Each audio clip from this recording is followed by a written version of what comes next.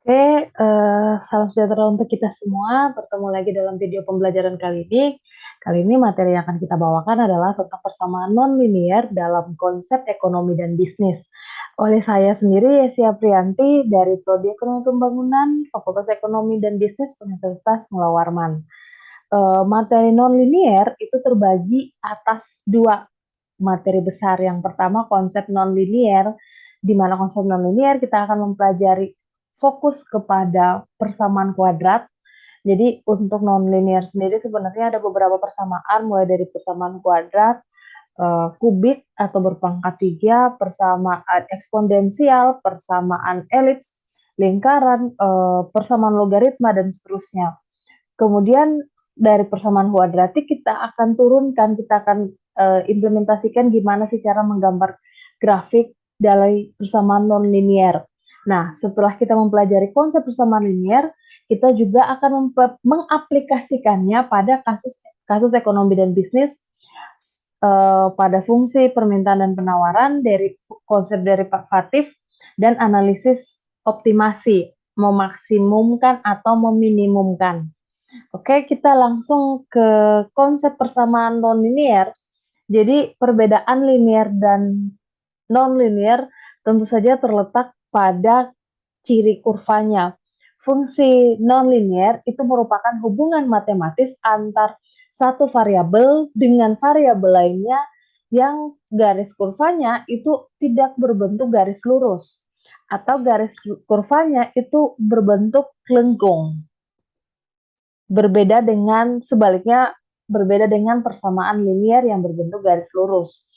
Nah, bentuk persamaan nonlinier itu merupakan pangkat lebih dari satu. Jadi, ciri lainnya dari persamaan nonlinier adalah pada persamaannya yang memiliki pangkat lebih dari satu. Artinya bisa berpangkat 2 atau kuadrat, yang kali ini akan kita pelajari, bisa juga berpangkat 3 dan seterusnya.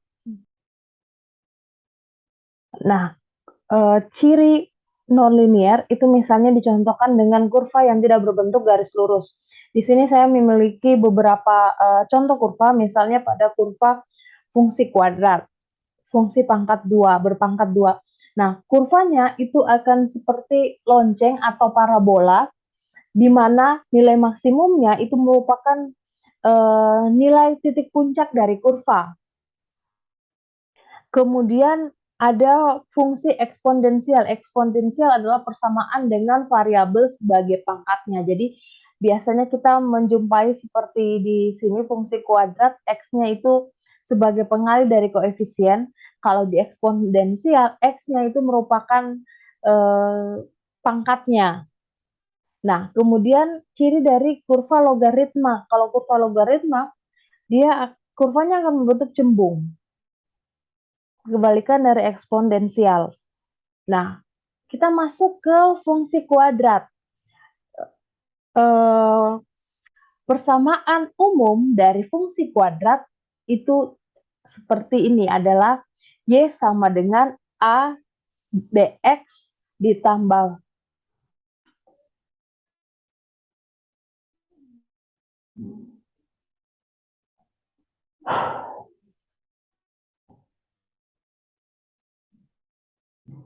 Nah, kita masuk ke fungsi kuadrat.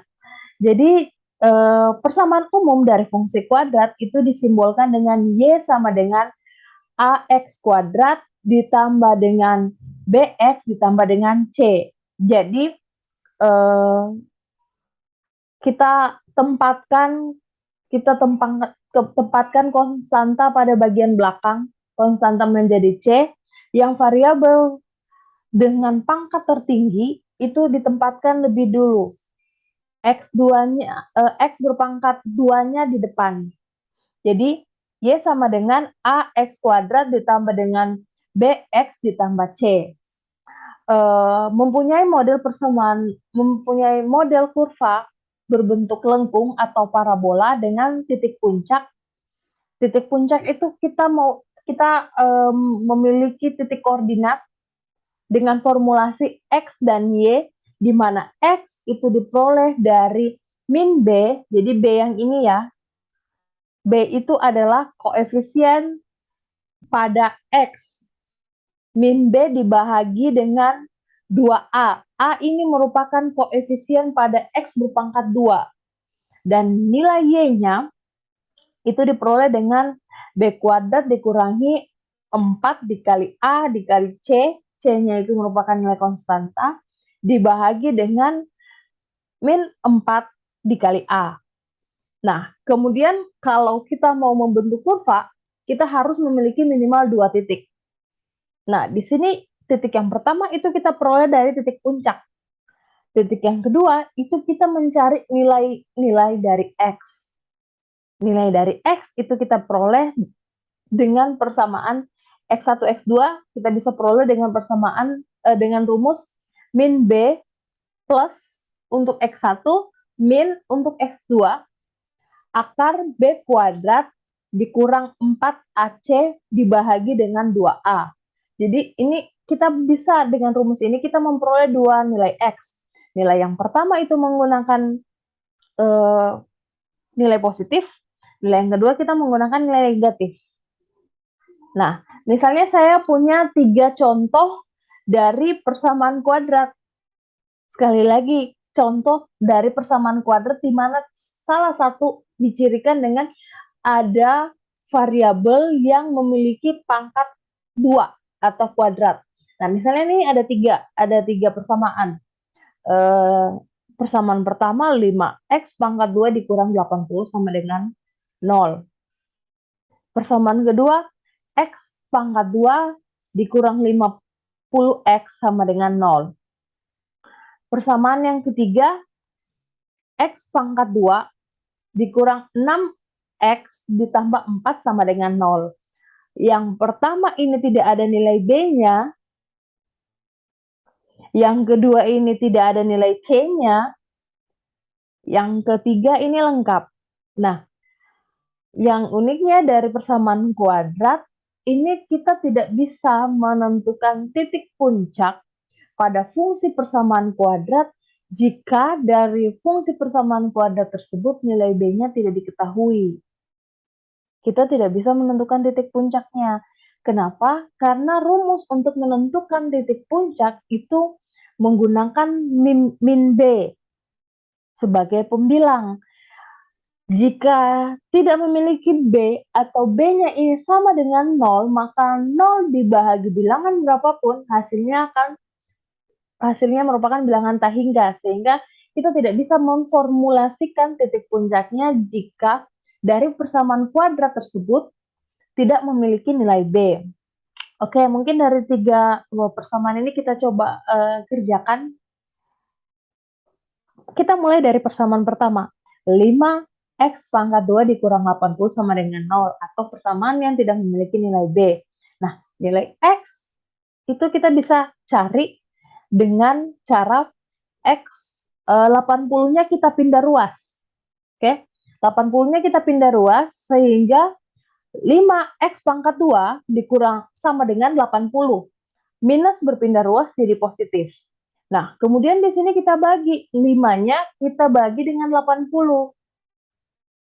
Hasilnya sama dengan 16. 16 karena di sini masih x pangkat 2. Pangkat 2 lawangnya adalah akar, maka kita akarkan x sama dengan akar 16 atau x sama dengan 4. Oke.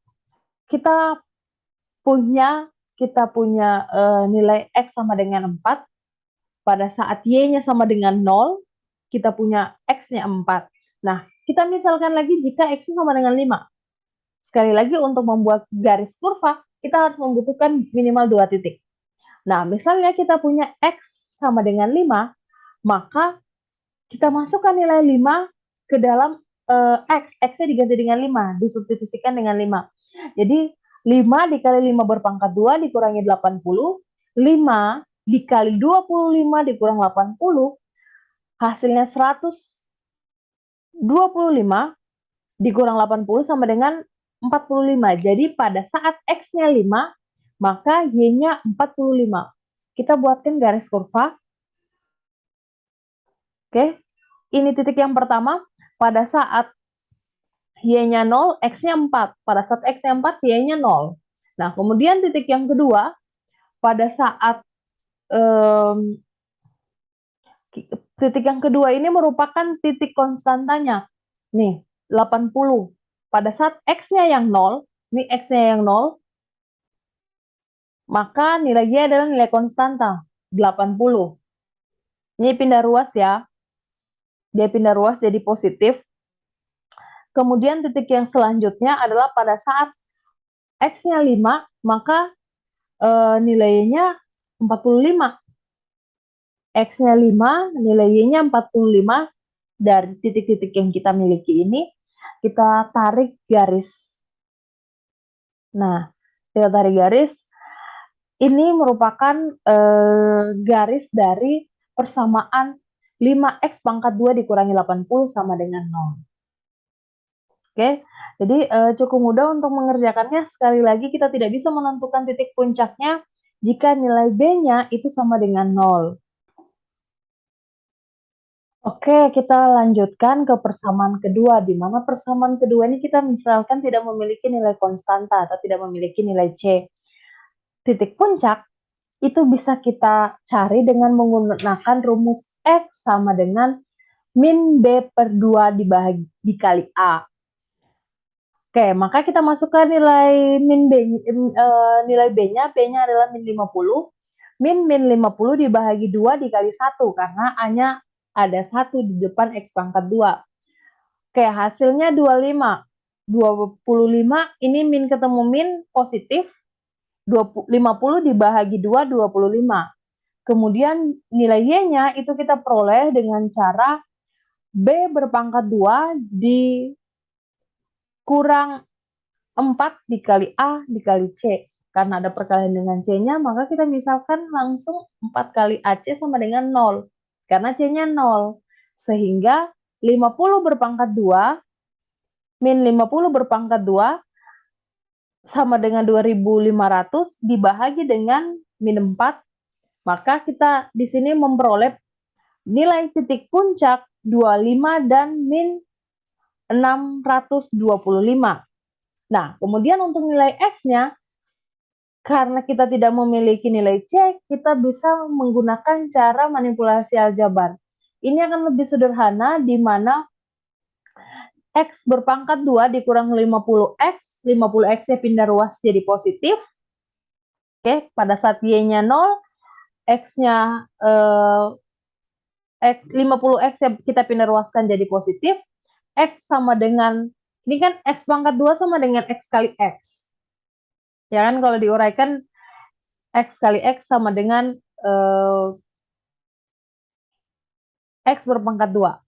Nah, maka X-nya yang 1, karena perkalian X kali X, maka di sini karena perkalian kita rubah menjadi pembagian. 50X dibagi X, maka X sama dengan 50. Kita buatkan kurvanya. Kita sudah memiliki 2 titik, kita buatkan kurvanya.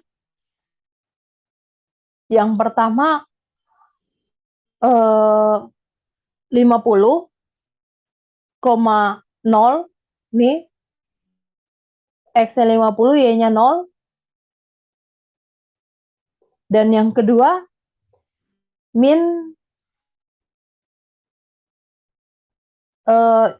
yang kedua itu pada saat X-nya sama dengan 25. X-nya 25 di antara sini ya. Di antara sini kita tarik ke bawah.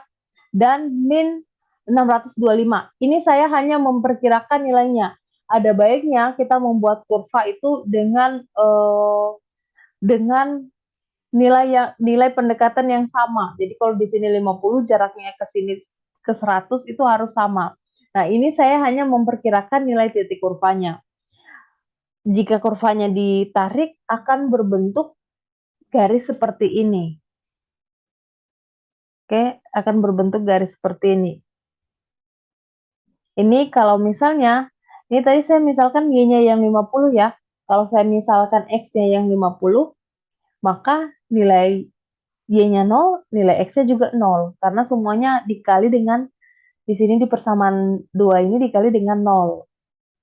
Oke, jadi 0 dan 0, 50 dan 0, dan titik 25 dan min 625. Nah, ini untuk persamaan kedua di mana tidak memiliki konstanta. Kita coba mengerjakan persamaan lengkap. Nilai A-nya diketahui, nilai B-nya diketahui, nilai C-nya juga diketahui. Oke, untuk persamaan ketiga kita memiliki nilai A itu sama dengan 1, nilai B itu sama dengan min 6, dan nilai C sama dengan 4. Kita gunakan rumus yang sama, nilai X sama diperoleh dengan nilai min B dibahagi dengan 2A, jadi min 6, ini kan B-nya 6, min B, rumusnya, min bawaan rumus, jadi min kali min, 6 dibahagi dengan 2, sama dengan 3. Kita peroleh X sama dengan 3. Kemudian untuk nilai Y-nya, ini diperoleh dengan rumus B pangkat 2 dikurangi 4A dikali C, dibahagi dengan min 4AC. Oke, 6 dikuadratkan 2, 36, dikurangi dengan 4 kali 1 kali 4 dikurangi dengan 16 sama dengan 20, 20 dibahagi min 4 sama dengan min 5. Jadi kita memperoleh titik puncak di 3 dan min 5. Selanjutnya kita menentukan nilai X, kita gunakan rumus yang pada persamaan ABC tadi, yang di awal. Oke, nilai X ditentukan dengan min B plus minus akar B kuadrat dikurang 4AC dibahagi dengan 2A. Pada saat menggunakan rumus plus, akan memperoleh nilai X1 5,23. Pada saat menggunakan minus, di sini akan memperoleh nilai X 0,764. Nah, kita masukkan titik-titik ini ke dalam kurva. 0,76 untuk X2, 5,24 untuk X yang pertama, dan untuk titik puncaknya sendiri di 3, ini 3, dan min 5. Diperoleh bentuk kurva seperti ini. Jadi, sekian konsep dari persamaan non-linear. Kita coba masuk ke satu contoh kasus aplikasi pada kasus ekonomi dan bisnis, yaitu pada kasus permintaan dan penawaran. Nah, misalnya kita punya fungsi permintaan suatu barang ditunjukkan oleh persamaan QD sama dengan 19 dikurang P berpangkat 2, sedangkan fungsi penawarannya adalah QS sama dengan min 8 ditambah 2P berpangkat 2. Yang ditanyakan berapa sih jumlah keseimbangan harga dan barang yang tercipta di pasar. Oke, karena dia meminta keseimbangan, maka kita samakan nih. QD sama dengan QS. QD sama dengan QS, 19 dikurangi P pangkat 2 sama dengan min 8 ditambah dengan 2P pangkat 2. Yang ada P pangkat 2-nya kita gabungkan, yang tidak memiliki P pangkat 2 kita gabungkan. Oke, jadi ini positif pindah ruas jadi negatif. Yang ini positif, pindah ruas jadi negatif.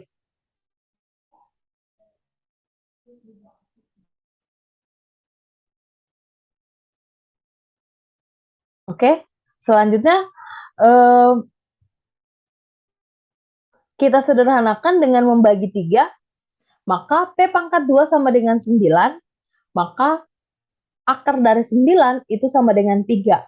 Maka keseimbangan harganya yang tercipta di pasar adalah 3. Jika kita memiliki keseimbangan harga yang tercipta di pasar adalah 3, kita substitusikan keseimbangan harga tersebut ke salah satu persamaan QD atau QS.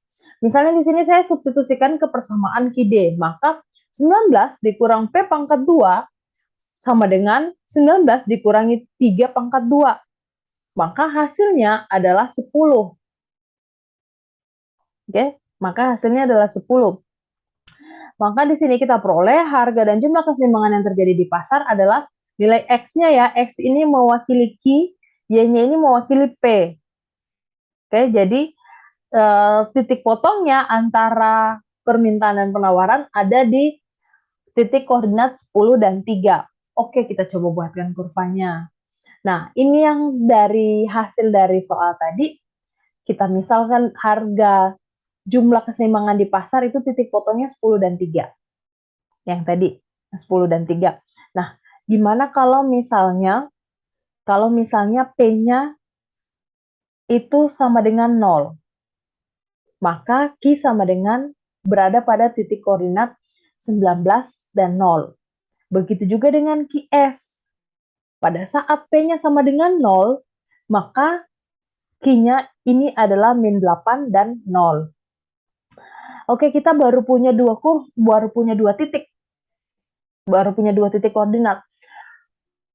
Untuk memperjelas bahwa kurva dari persamaan non-linear ini tidak berbentuk garis lurus, baiknya kita memiliki 3 titik koordinat. Karena kalau cuma 2, kita tarik, itu akan masih sama bentuk garis kurvanya. Nah, misalnya ini titik-titik yang kita peroleh dari persamaan tadi. Oke. Kita misalkan P sama dengan 5. Ini saya hanya memisalkan aja ya.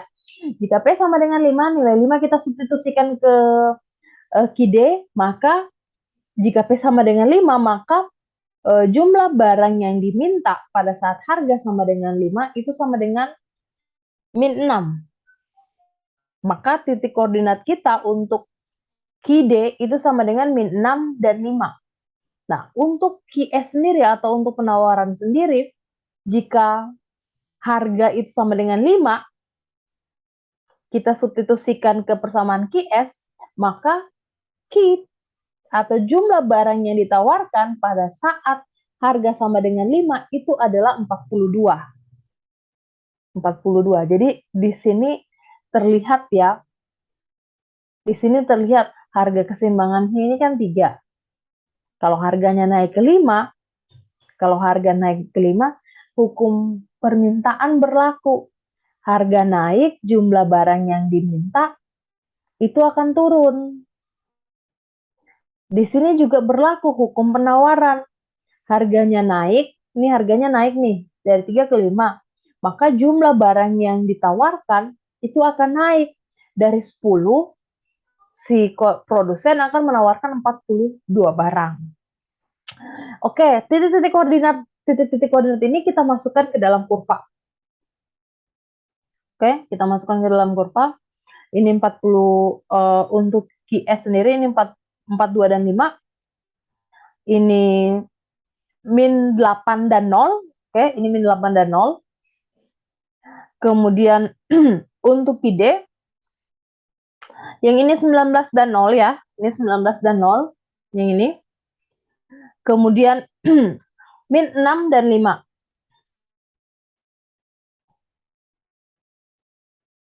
Min 6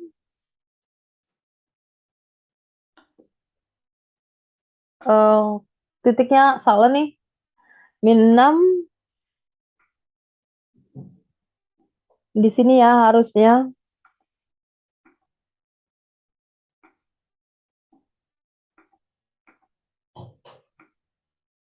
Ini min 6 dan 5. 5, oke, ini sudah sejajar ya.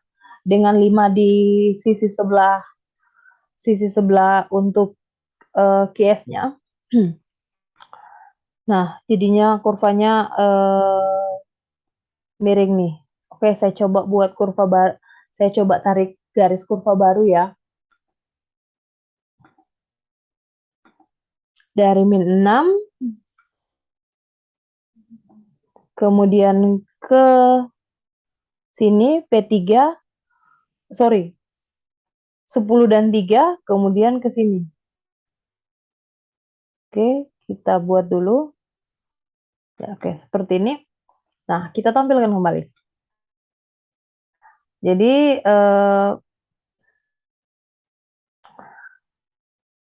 yang ini tadi yang baru kita buat, ini untuk QD, jadi garis kurvanya seperti ini. Ini agak bengkok ke bawah. Nah, sedangkan untuk QS, dia seperti ini, dari min 80, min 80 ke 10 dan 3, harganya 3, ke 4, ini 4, 2, dan 5 ya.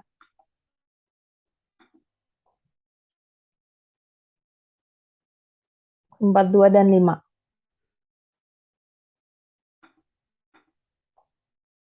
Ini kita beri warna yang sama sesuai warna pengerjaannya. Nah, jadi kurvanya kurang lebih seperti ini. Oke, sekian pembelajaran kita kali ini. Kita akan bertemu dengan pembelajaran selanjutnya.